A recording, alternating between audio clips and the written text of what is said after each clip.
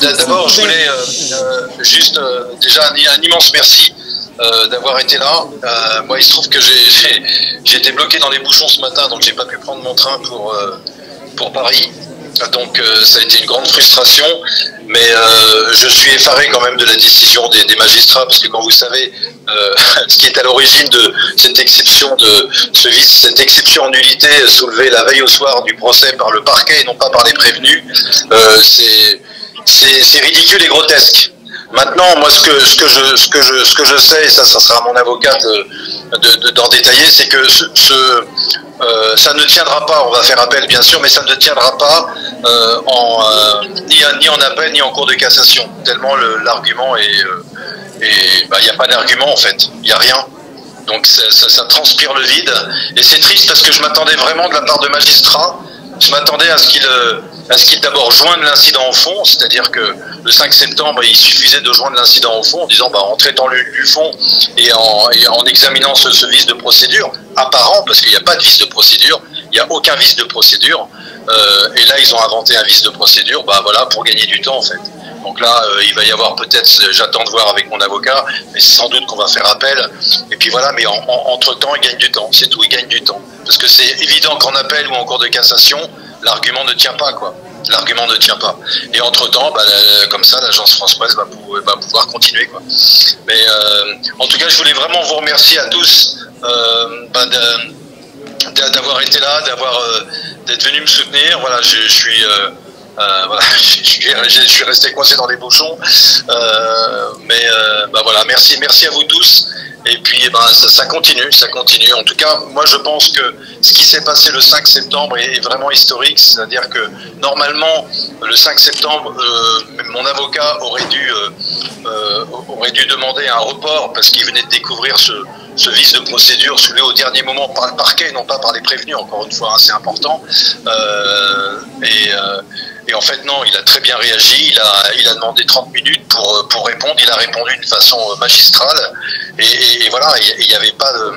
Normalement, après, les juges se sont retirés pendant 40 minutes, c'est énorme, 40 minutes pour un vice de procédure qui est complètement inexistante, qui est tombé du parquet, comme je disais.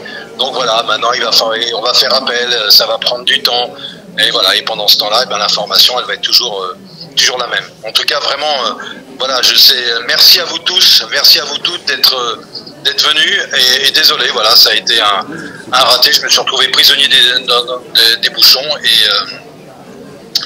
et voilà, donc j'ai pas pu prendre mon train comme prévu, et à tous, vraiment merci. Merci à toi, Pierre. Non, mais pas d'inquiétude, en tout cas, il faut pas avoir d'inquiétude, car voilà, je sais que la vérité finira par éclater, ça j'en suis convaincu. Maintenant, ça va prendre du temps, il va y avoir appel, on verra en cours d'appel, et il y aura peut-être encore un cours de cassation, mais l'argument juridique, vraiment, ce vice de procédure est aussi grotesque que risible. Voilà. Tu peux nous le rappeler, Pierre, 2 minutes, c'est sur l'article 8, alinéa 1, et ils ont dit quoi par rapport à ça? Parce que je l'ai expliqué vaguement, mais est-ce que tu peux être plus précis? Non, grosso modo, on a reproché à la procédure qu'on avait visé un article dans son entièreté, c'est l'article 39 de la loi, mais je ne veux pas dire de bêtises, parce que je préfère que ce soit mon avocat. On avait listé un article entier, l'article 39, si mes souvenirs sont bons, alors que c'était seulement l'alinéa 1 qu'il fallait citer. Or, j'ai bien lu, même dans le réquisitoire du procureur, on cite bien l'article 39, alinéa 1er, et non pas les alinéas 1, 2 et 3. Enfin, c'est nul, parce que vraiment, ça a été créé de toutes pièces, quoi. Et c'est même pas les avocats de l'AFP qui ont soulevé, qui auraient pu inventer ce vice de procédure. Non, c'est venu du parquet, donc du ministre de la Justice. Donc il y a un problème quand même.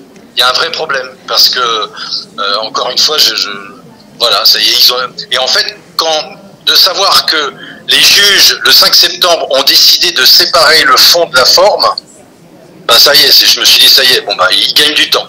Ils gagnent juste du temps, c'est tout.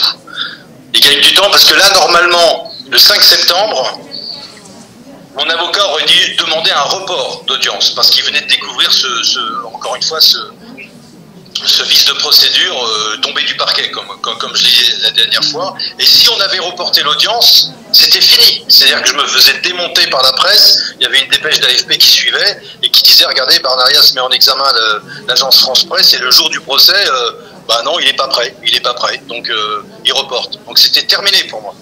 Là, non seulement ça s'est pas passé comme ça, mon avocat a été brillant, il a bien plaidé en disant, bah attendez, en 10 ans de métier, j'ai jamais vu ça. Il n'a jamais vu ça, mon avocat, en 10 ans de métier. Jamais vu ça. Et là, ça se confirme. Ça se confirme. Moi, j'avais vraiment, je croyais au miracle en me disant, mais c'est pas possible. Quand vous êtes un juriste, l'argument soulevé, bah, il est faux.